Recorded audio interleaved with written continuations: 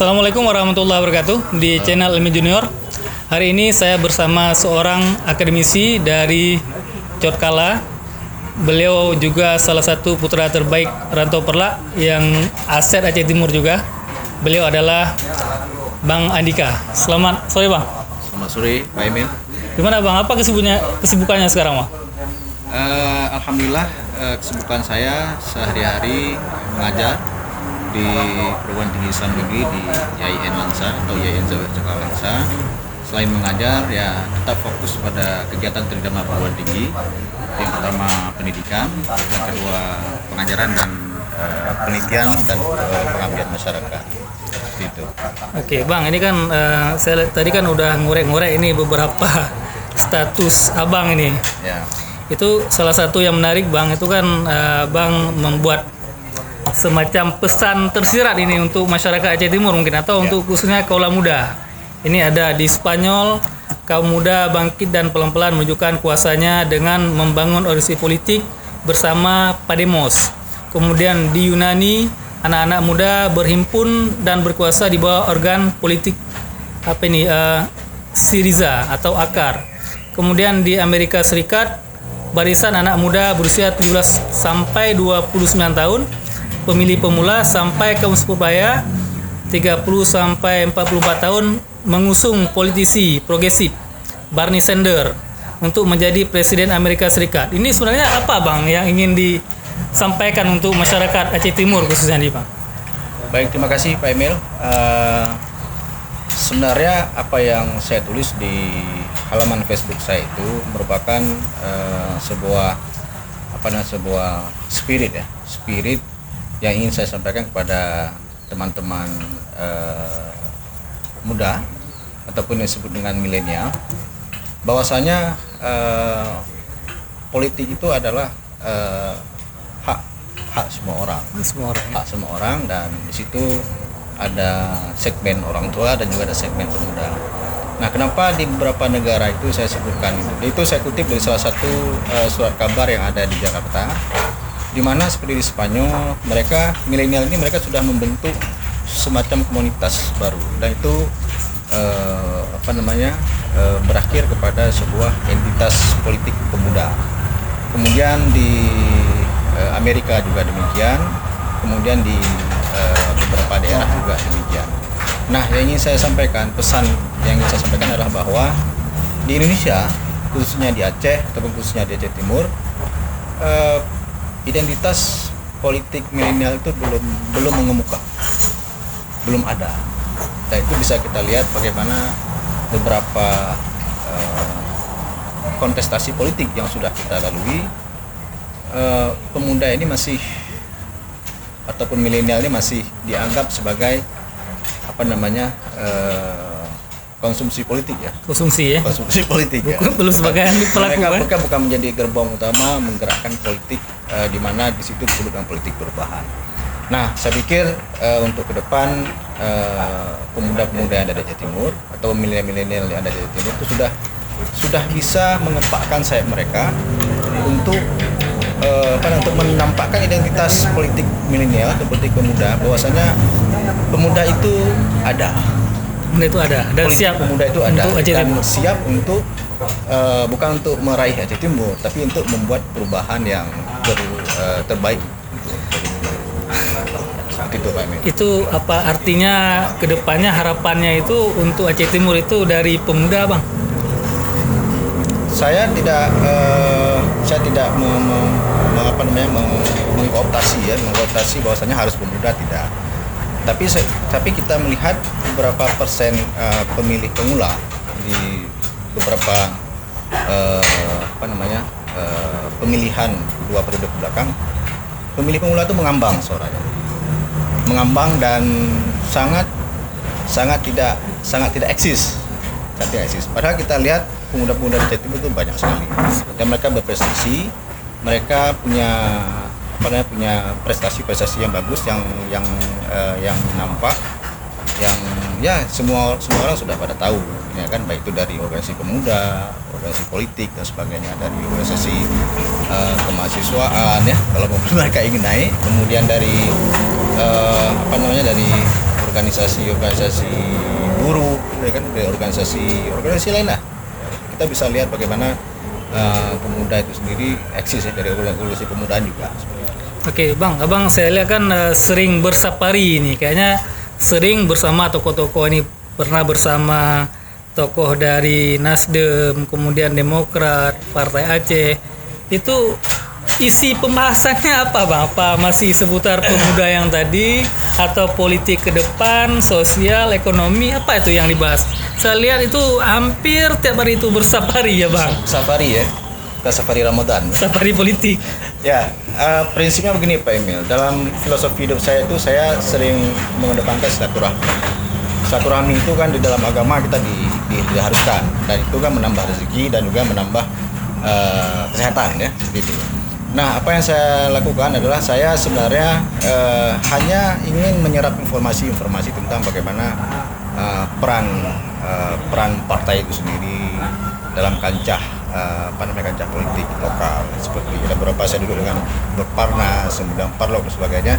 Ya, saya pikir beberapa mereka sudah visioner dan sudah mempunyai paradigma bahwasanya membicarakan politik itu adalah berbicara kecerdasan, kemudian bagaimana meletakkan suatu tempatnya, kemudian tidak terkooptasi pada satu warna, ya kan, tapi lebih kepada bagaimana membangun sebuah peradaban baru Aceh Timur yang lebih bereh ya, atau lebih dahsyat lebih dahsyat ya. Lebih dahsyat seperti itu. Oke, Bang, ini kan ada, saya kutip salah satu status Abang juga. Ya. Siapapun gubernur, bupati, dan wali kota ke depannya, kita sih oke-oke aja selama masih responsif terhadap gender. Yeah. Bang, yang Menarik. ingin saya tanyakan itu kan sosok Aceh Timur ke depan yang punya visi atau misinya, atau kita lihat dari track record sekarang itu punyalah seperti yang harapan Abang itu. Kira-kira seperti apa, Bang, sosoknya? Atau dari unsur apa, Bang? Ya. Kalau melihat di status saya itu siapapun boleh memimpin Aceh Timur asal dia punya perspektif gender. Nah, gender ini kan tidak membicarakan masalah jenis kelamin laki-laki dan perempuan, tapi tentang bagaimana peran laki-laki dan perempuan itu bisa seimbang. Nah, kita melihat Aceh Timur ini sebenarnya kalau kita lihat dari dua peraturan presiden, satu peraturan presiden, satu lagi peraturan Menteri Keuangan, bahwasanya setiap penganggaran, misalnya kita ambil di YIN Lansa ya, itu setiap penganggaran penelitian itu responsif gendernya harus 20%. 20% ya. Nah, ketika di Aceh Timur, apakah penganggaran itu sudah responsif gender? Nah, itu kan kembali kepada bagaimana teknik PPRG yang kita terapkan. Nah, saya belum melakukan riset detail tentang hal itu, tapi saya melihat responsif gender ini penting baik itu dalam tatanan pengelolaan keuangan maupun dalam tatanan pengelolaan normatif maupun dalam tatanan pengelolaan berwarga negara, seperti itu. Nah, bukan berarti perempuan 50%, laki-laki 50%, tidak, tapi bagaimana peran kedua gender ini terwakili dan terwadahi, karena kenapa? Karena ini kan sesuai dengan apa yang disebutkan dalam peraturan. Oke, Bang, ini kan sebenarnya saya belum dapat belum dapat maksud dari pertanyaan saya, Bang. Yeah. Sosoknya Bang sekarang, ya nggak usah sebutkan namanya, Bang, sosoknya aja, kriterianya seperti apa, ya kan? Yeah. Mungkin setiap orang yang ada di Aceh Timur mungkin adalah punya keinginan untuk dipimpin oleh orang yang seperti apa, baik itu dari pengusaha atau aktivis, akademisi. Kira-kira, Bang, pandangan Abang? Saya kalau berbicara masalah kriteria, saya tidak langsung detail kepada person, kan? Tapi lebih kepada bagaimana profil ini hidup dan bersemayam di dalam pola pikir si calon ini ke depan. Ada 4 karakter menurut saya yang perlu dipunyai oleh pemimpin Aceh Timur ke depan, ya kan? Saya sudah sedikit coret-coret ini. Yang pertama adalah dia mampu menjalin hubungan kerjasama yang baik dengan unsur penyelenggara pemerintahan lainnya, itu DPRK, kan, kemudian SKPD lainnya. Nah, ini penting karena kenapa? Karena dalam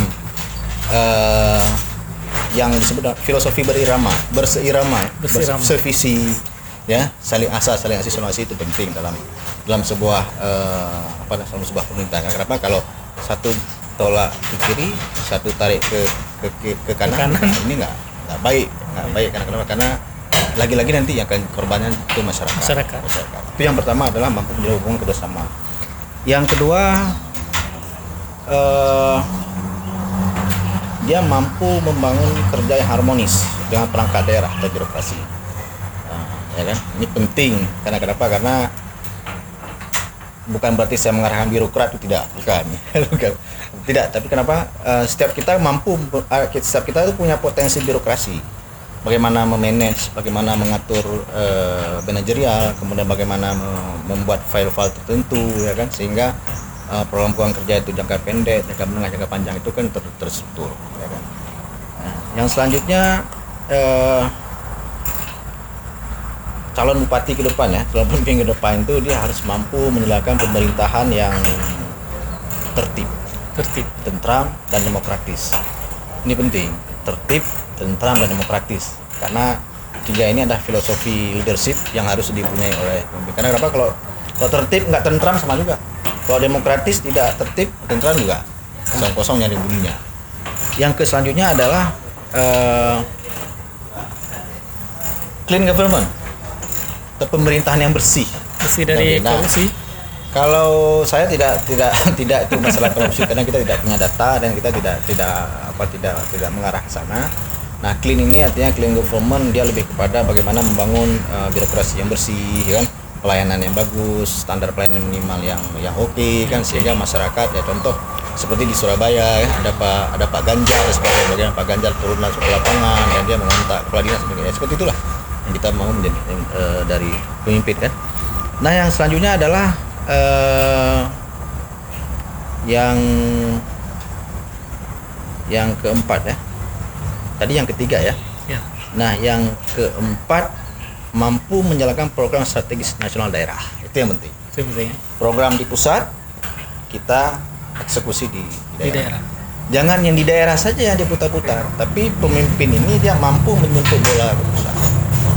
Seharusnya kalau memang PAD-nya itu misalnya ratusan miliar, dengan adanya menjemput program ke pusat menjadi 2 kali lipat lebih besar. Ya, yang penting lobby ya.